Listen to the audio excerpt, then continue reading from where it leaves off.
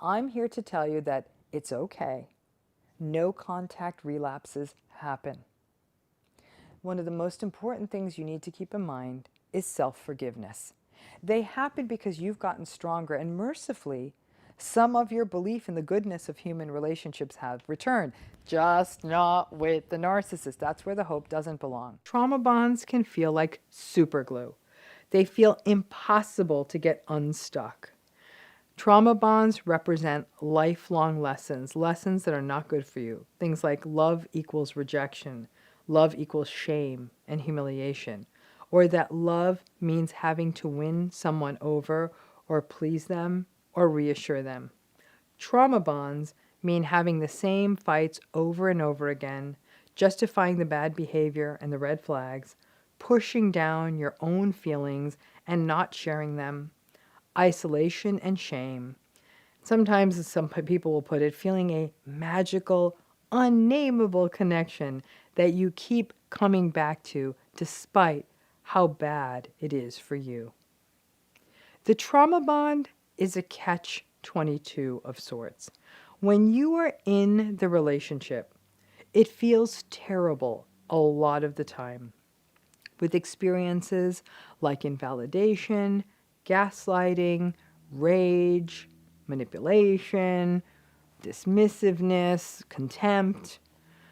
When the relationship ends or goes away, maybe you break it off, maybe they break it off, you feel this terrible sense of emptiness. You can't breathe. You ruminate. You feel like you made a mistake. You feel anxious. You're damned if you do. You're damned if you don't. So here is a little trick. A little bit of mindful awareness that you can use or you can do while you are in a narcissistic relationship. Because I'm aware that many people watching these videos are still very much stuck in a wide range of narcissistic relationships and still not sure what to do. So bear with me. So next time that you are away from your narcissistic person, maybe it's a few hours during the workday, maybe it's for several days if they have to travel for work or something, maybe for a half a day or a whole day if they go out to do something. At such a time, you don't have the narcissist with you. I want you to do something. I want you to pay attention to how you feel. Like, I want you to really pay attention. Journal, talk about it, do what you need to do, but really pay attention. When they are not there, the narcissist isn't around, how do you feel? I can't be the one to answer that question for you, but I'm going to spitball a little here, that for a significant majority of you, the answers may be things like, I feel more relaxed. Or in some cases, you may sleep better. I mean, I know for a few of you, if the narcissist isn't around, you may ruminate about stuff like infidelity. That's a separate issue. Most of you may sleep better. You may feel more like yourself when they're not around. You may breathe more deeply. You may laugh more. You may do things that you want, eat things you want, engage in activities you want. You may enjoy the quiet. You may feel like you are in a better rhythm. You may find yourself to be more in sync with children, with pets, with other people that interact with your household. You may feel a little less eggshelly. You may not feel like you have to be careful about what you do or say, or feel like you have to move around the house in a tense and fearful way. All of this gets tricky. It's an important exercise. The trauma bond often means that people will say, yes, I enjoyed it. I enjoyed the time away. But part of that was because I knew they were coming back. If I thought they were never coming back, it may not be so great. But this isn't just the idea that I can fall asleep reading, which I can't do when my partner's home, or I can eat cereal for dinner and not deal with the dishes. I really want you to think about how you feel when this person is not in your space or is not in your house. If you feel better as a person more relaxed, more authentic, more you. Pay attention to that. Many people fall into the justification that, oh, everyone likes a break from their partner from time to time. Yeah, sure. But this is more than that. If you feel like you are a better you when they are away, that's an important piece of information. If you feel like it's easier for you to get through the world when they're not there, that's an important piece of information. And as a part of this thought experiment, I want you to close your eyes and imagine what life would be like if you felt like this every day. How would that feel? How would your life be different? How would you live differently? I would love to hear from you, and if you could, drop your answers in the comments below if you feel comfortable. I have worked over the years with many, many people who had narcissistic parents while they were growing up. And without exception, they would share about how they felt on those wonderful and miraculous days and weeks, if they were lucky, months, when the narcissistic parent was away. They would often see their other parent relax a bit more. The eggshells got swept away for a few days. The entire household would be less tense. It would feel like a holiday just because that parent was on a business trip or whatever. The household just felt less intense. Everyone was happier. The parent would come home and the tension and the dark cloud were back. The child may not have known what narcissism was, but they started getting a fuller picture of what the presence of that parent meant and how good it felt when they weren't around. Now, thinking about when the narcissistic person in your life as an adult is away, for the small group of you who said, no, no, no, no, when the narcissistic person in my life is away, I feel so much worse. I know that it is awful and abusive when they are around, but I have a lot of trouble being alone, and being around a rager is still better than being alone. That I gotta tell you, then the issues around trauma bonds and relational dynamics is deeper than what I am talking about here. And in such a case, therapy would be absolutely essential to explore that, because those are going to be deeper things to disentangle. For many people who are in narcissistic relationships, the confusion, the cognitive dissonance, the trauma bondedness, the fear, the hope can pull a person away from really paying attention to how they feel when the narcissistic person is not around. People are so accustomed to fighting in and fighting for these relationships that they forget how good it feels when they are alone and they can finally exhale. Vulnerability to hoovering is highest in the weeks and months after a relationship obviously ends, which is why at that time, all of the time needs to go into those lists I always want people to make. All of the bad things that happen in the relationship, for example. So you can be reminded of how bad it really was, and then pay attention to how good it really is that you aren't on edge and can finally sweep the damned eggshells out of your house. I remember once, a long time ago, talking to a woman who had been married for a really, really long time to a very narcissistic man in a very traditional marriage. She liked the idea of being married. She liked being a mother. She liked keeping a sort of a gracious home. She acknowledged that there was something about the traditional role that really worked for her. And it was really an offset to some of the sort of the chaos of her own childhood. Her husband, however, was a major malcontent and abusive, raging, cheap, awful person. Nothing was joyful or fun with him. After their children were grown and out of the house, she caught him in about the 7th extramarital affair he had had, and finally she felt it was just too humiliating to stay in it. Kids were out of the house. The divorce was incredibly messy, incredibly expensive, and he pulled every narcissistic trick in the book. After about a year, she decided to take her first solo vacation. She had not traveled alone for a very, very long time. As she made her way through the airport alone, she had talked about how sad and how lonely she felt, especially seeing other people traveling in groups. When we talked about her focusing instead on what it would feel like if the nasty, irritable, monstrous, narcissistic husband had been there with her, she smiled and she said, "You know, if I had thought about it that way in the airport, it wouldn't have felt so lonely. In fact, it would have felt really good to move to the airport at my pace and browse in the windows and get the snack I wanted."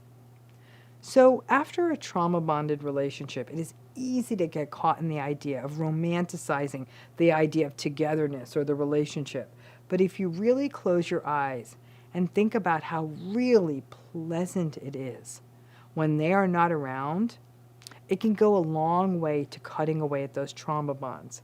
The problem is people focus so much on their loneliness, they don't stop to think about how good it feels when the narcissists aren't around. Now, I think we've established beyond a shadow of a doubt that I got a lot of holiday grumpiness, and my holiday grumpiness is well known even in my own family. And I'm not going to make apologies for it anymore. I have to say, myself and many other therapists do witness the magnification of pain that can happen for clients who are in difficult marriages, who face strained family relationships, or even have any other kinds of difficult relationships, or are just dealing with other challenging stressors in their lives, such as a chronic illness or financial struggles. All of these things make the holidays very complicated. But narcissistic family and relationship dynamics turn the holidays into nothing short of a psychological minefield. One theme, though, that comes up every year when it comes to the holidays, especially when we talk about intimate relationships, is holiday hoovering. Now, holiday hoovering is when that narcissistic or whatever kind of difficult, toxic person in your life you have reaches out from the past. And they reach out in this period, starting around Thanksgiving and going all the way through New Year's, and uses the holiday or the holiday period as an entry point to touch base with you. Like, hey, was just sitting here on a lonely Thanksgiving or New Year's or Christmas Eve or whatever the holiday is, and you just popped into my head. How are you? I still think back to the amazing times we had together. Or they'll say, write something like, I was taking stock as the year ends and just wanted to reach out. What a year it's been. How are you? Now, texts like this or messages like this may seem innocuous if they come from a healthy friend that you may have fallen out of touch with. Now, it's not so innocuous if it comes from a past narcissistic personality in your life that you may have gray rocked or go in no contact with, or otherwise had to go through a nightmare of confusion to let go of. All of a sudden, that little check-in text seems a heck of a lot more sinister. And because the holiday period, really can pull us out of our routines. Many of us and many people aren't on usual schedules. Some people may have some time off from school or work or whatever. Some people may actually be working more than they usually do. But the rhythms of the world are different. We may eat more than usual, eat different kinds of foods more than we usually do, drink more than usual. And when something toxic from the past sort of penetrates, you may not have your usual coping routines and sort of coping touchstones and tools at easy reach, because again, you're kind of out of your rhythms. In the glow of the holiday, you may actually forget some of your boundaries. You might actually respond. Your usual mantras that you should be living by: don't respond, stay gray rock. You may have lost or not have easy access to that long list of things I tell all of you to do, to write down every awful thing that was said or done in that relationship.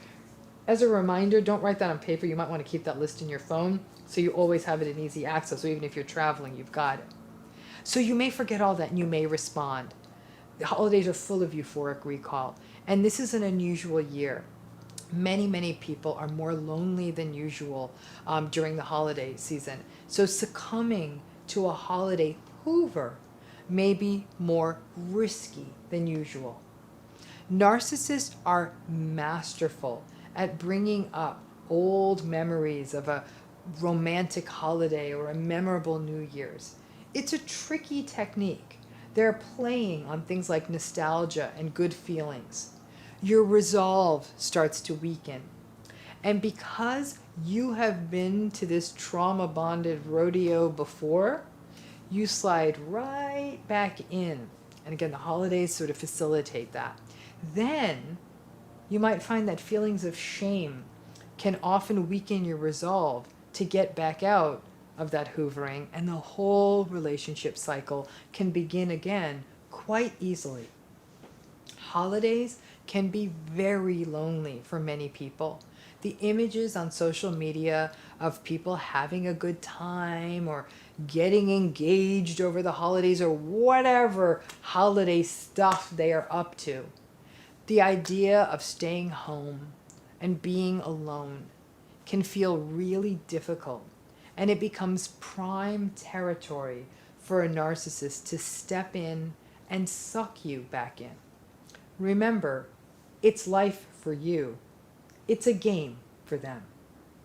And they may have gotten, for example, and this is not an uncommon narcissistic trick, they may have gotten a new phone number or use one of those apps to send you a message from another number. My sort of general guidance to people who have been through narcissistic abuse: don't answer calls from unknown numbers, blocked numbers, numbers you've never seen before. If the call is important, they will leave a message. And don't respond to texts from unknown numbers that could be them. It's easy to take that bait. Don't do it. Now think of how many silly holiday movies or holiday TV programs or songs are based on someone coming back from the past, changed, and it all works out well. It doesn't quite work that way. The holiday hoover involves someone coming back from the past under the guise of the holidays, knowing that you are more likely to be vulnerable to the hoover. But they haven't changed. It's not like that holiday movie. And you will be back to your usual toxic cycle before you can say boo. And we all know at the end of the holidays, returns are always a pain in the ass, whether it's stuff or people. Now, the holidays are a very tough time of year for survivors of narcissistic abuse. And while holiday hoovering largely refers to the impact of what happens within past intimate relationships, it can even happen in family settings. We think of it in those, again, someone, your old boyfriend or girlfriend from the past, but it's different in a family. The sibling you finally set a boundary with keeps trying to test that boundary, for example, in the name of the holidays. The parent that you have distanced from attempts to hoover with that tried and true manipulation. And you know that manipulation in a narcissistic family? Well, next year one of us may be dead or sick or whatever their holiday hoover hook is that they try, and then you repeat the holiday again, and it's just as wretched as it was every year before. The holiday season is underway. And what does that mean? It's not just time to shop. It's time to get your resolve strengthened and tightened. Find new traditions. Don't get lost in the nostalgia. Get support. You likely spent a long time, probably the whole year, trying to set these boundaries. Don't let one holiday don't let one holiday song or pretty twinkly lights be what leads you to succumb to these hoovers.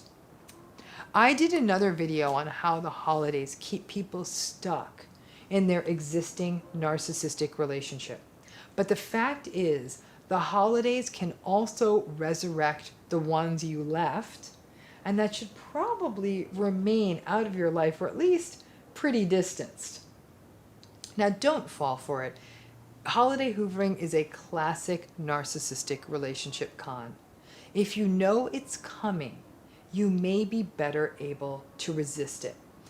Preparation is the art of defense. Holiday hoovering doesn't always just happen at this time, or hoovering doesn't just happen, I should say, at this time of year.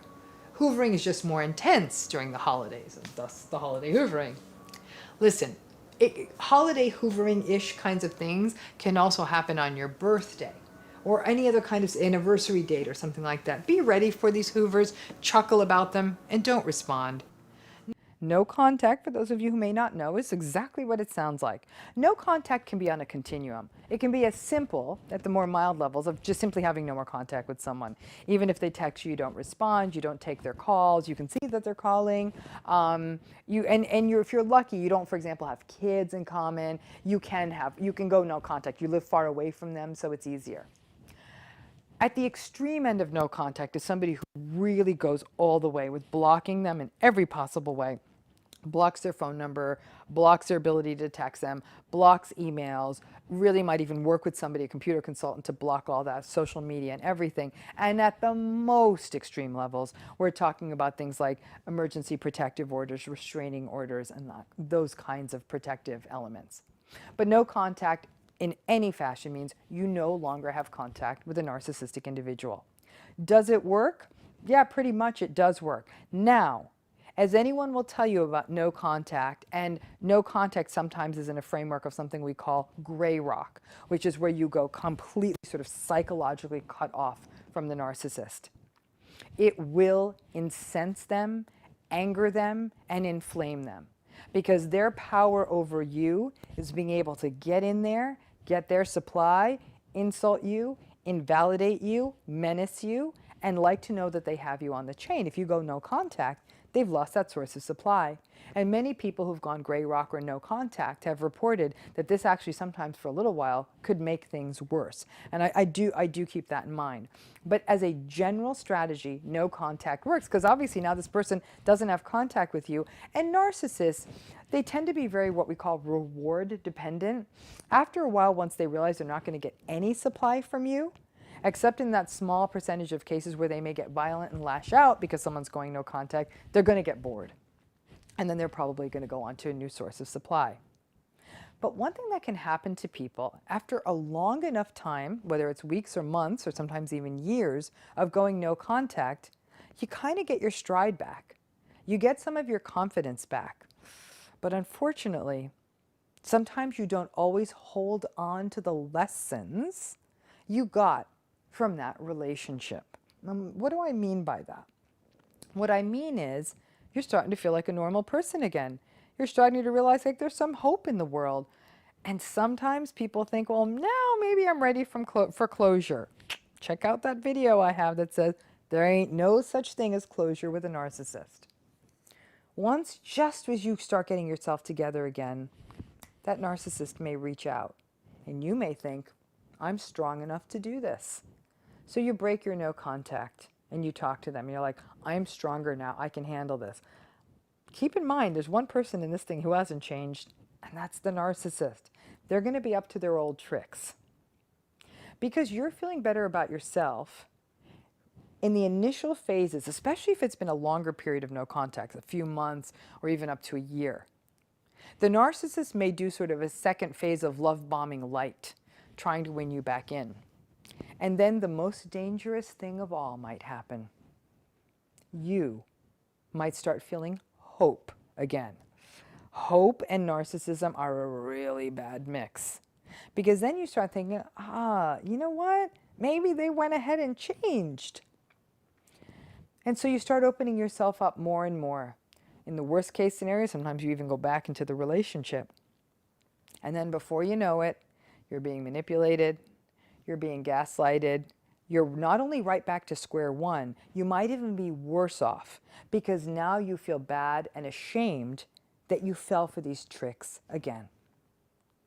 I'm here to tell you that it's okay. No contact relapses happen.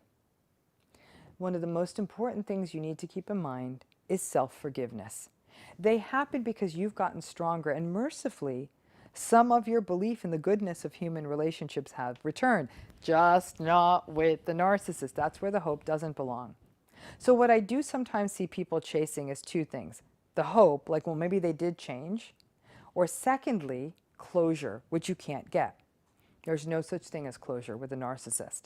And people so desperate for that after having gone no contact and endured it and white-knuckled it and gotten through 3 or 4 months of it, 5 months, 6 months, maybe even years, they think they can finally have that conversation where it all finally will make sense. That's not going to happen. And like I said, what's more likely to happen is you're going to fall for all the old tricks again and then have to go through the headache of getting yourself out of it again. Because leaving a narcissist more often than not is not very easy. But just to remind you, a no contact relapse is so normal. Don't be hard on yourself. It happens. Hope, the quest for closure, perhaps even just missing the person and the handful of good memories you had compel you to want to see them again. That's human. When we think about the no contact relapse, it actually could help you, if you haven't already watched it, to watch the video on how a relationship with a narcissist is a bit like an addiction. That'll give you a feel for why you think you can. The best analogy I can give you is a person who may have been sober for like a year or two and say, I've got this mastered. I can drink 1 glass of wine. I can snort 1 line of Coke, and I can smoke 1 cigarette, and then they're completely back off the wagon. That's where I'm saying that there's a vulnerability, and watching that video on addiction, because it is a relationship with a narcissist can feel very addictive. That will give you some context for why people are so vulnerable to the no contact relapse. The key, though, is that because you may feel bad about having done it, don't let that shame block you from forgiving yourself and getting out of it again. Once they start showing that gaslighting, the contempt, the coldness, the invalidation, you know the laundry list, that becomes that reminder to not go back again. And I actually think you can pull a gift out of the no contact relapse. I don't believe that any lesson in this life is wasted. And by going in again, you break that no contact, you fall for it again. Sometimes you need that additional reminder of how unlikely this situation is to change. I would estimate that most people I know who've been in narcissistic relationships go back 3 to 5 times. That's not an unusual number of no contact relapses. Some people maybe only once and some people never. It depends. But the fact of the matter is it's normal, it's human. Be kind to yourself and learn from it.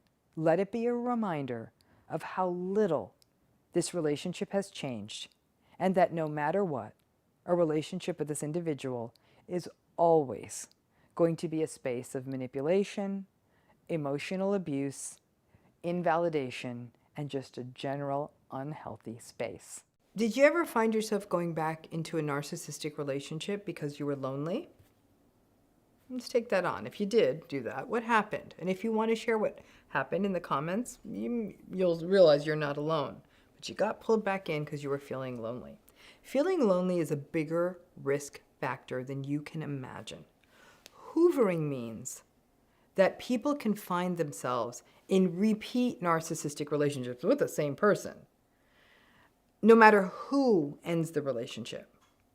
There is the real possibility that the narcissistic person will attempt to re-enter the relationship, right?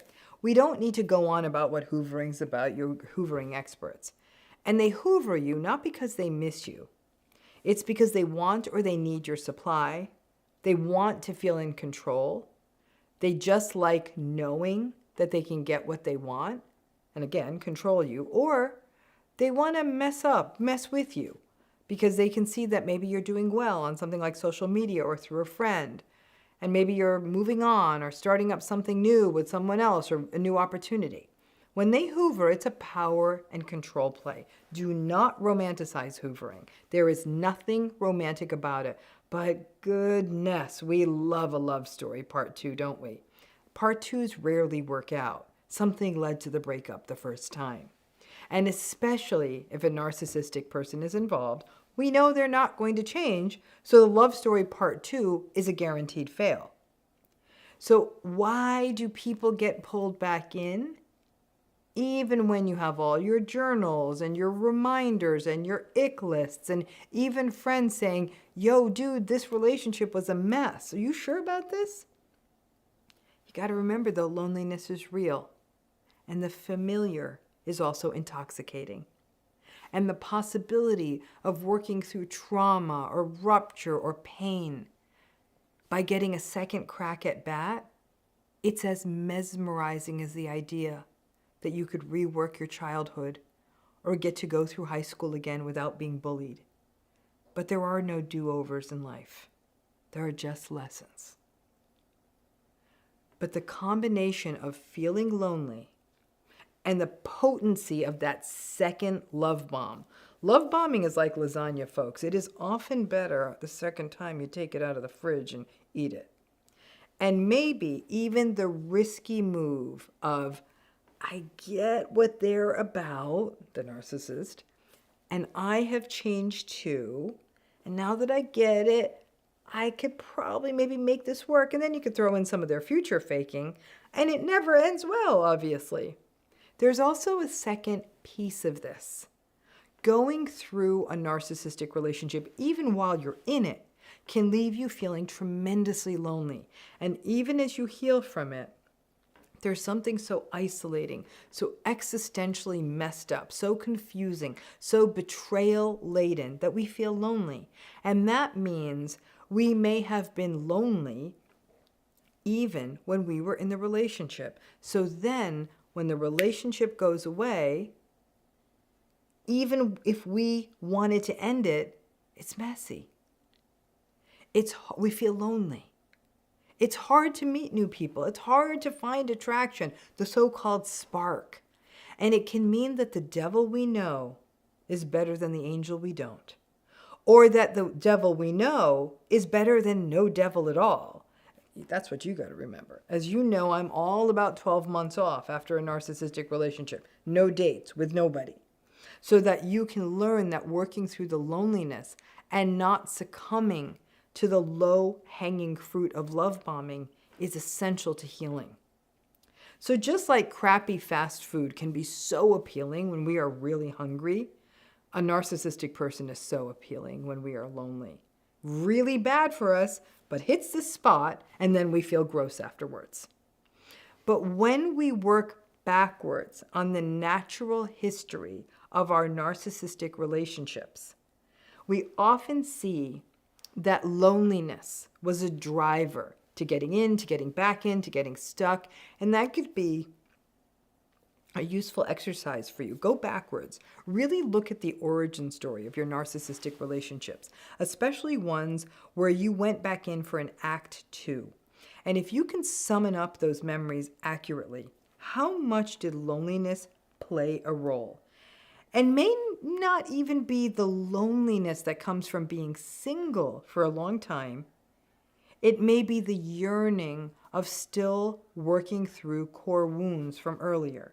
It may be the elusiveness of the narcissistic relationship, and that ordinary dating relationships can't scratch that itch. It may be that loneliness that comes from a narcissistic relationship ending. And you may not consciously recognize this, but there's always something to keep you busy and to do in a narcissistic relationship. You can be better, try to be enough, wait for the good days, win them over. Narcissistic people and relationships take up lots of mental real estate and time. And when these relationships end, it's interesting. We have all this time to fill. And even though it's a good problem to have, because you're now not having to clean up toxic messes or prove yourself all the time, initially, you may feel a little bit lonely because the relationship's not there to keep you busy. For any of us who are trauma bonded, relationships represented problems to be solved, things to do, being better, doing more. When the relationship goes, when it ends, that spare time can feel destabilizing until we heal and see the time and the loss of the toxic mayhem are actually the real gift. And even when we don't talk about the repeat narcissistic relationship, but the first one, if you've been trying to date and then someone comes along after a lot of dull, go nowhere dating, and they tick the boxes and the sparks fly, it's a risky place. The loneliness of wanting it to offset it, of perhaps wanting to be in a committed relationship. And then, of course, being single and watching friends pair off and the thought of growing older on your own, all of those things can mean that we're at risk for justifying red flags and bad behavior, or we just don't register them. When love bombing meets loneliness, it's very risky because our tendency to rationalize and justify may kick in much more quickly. We may be forgiving and excusing and set precedents that will come back to bite us later in the relationship. That means that perhaps rethinking loneliness is the answer. And we have other videos about loneliness on this channel. Loneliness is not a numbers game. You're not going to offset it by having lots of people around you. 2 to 3 good quality people are worth more than a big but selfish or entitled social group. Loneliness can also often be a sign of other stuff, a sense of alienation from the world, of not feeling seen or heard or not fitting in. And for some of that, a relationship is not a cure per se, but rather it may be that it means doing some work on deeper core issues that may be driving this loneliness. And that may be better addressed by integrating meaning and purpose into your life, embracing the aloneness for a minute, and contrasting it to what it felt like to be in a toxic relationship where you never truly felt fully safe. And be careful, especially when the hoovering happens, or the narcissistic person shows up again, and especially when you're hitting a time where you're feeling lonely or been on a lot of bad first dates. Listen, this relationship is bad enough the first time. With a narcissistic relationship, you really never want an act 2. And in fact, once it ends, you may do better just leaving at intermission. Hope that's helpful, and thanks again.